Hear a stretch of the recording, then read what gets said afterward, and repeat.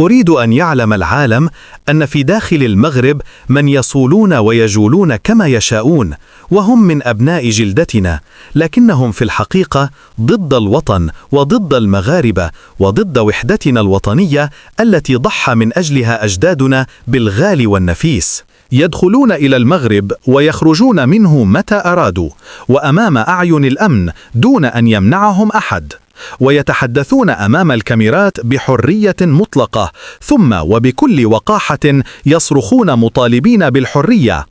أنا أتساءل عن أي حرية تبحثون عنها وأنتم تعيشونها في كل تفاصيل حياتكم؟ وأي منطق هذا الذي يجعلكم تتحدثون باسم الحرية وأنتم أول من يمارسها بلا قيد ولا خوف؟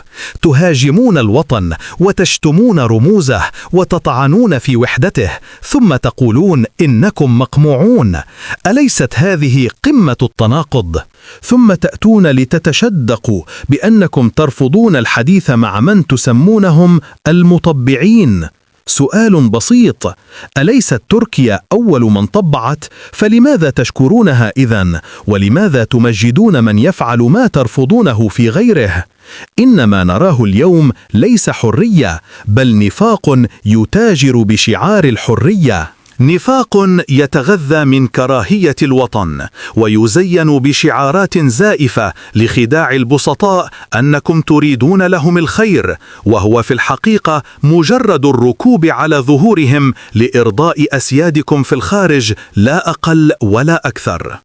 رسالتي الأخيرة إلى من يصفق لهؤلاء من يدعون أنهم يدافعون عنكم: أصحوا من نومكم، إنهم فقط يتمنون لكم الشتات ويريدوا للمغرب الشر لإرضاء أسيادهم خارج الوطن.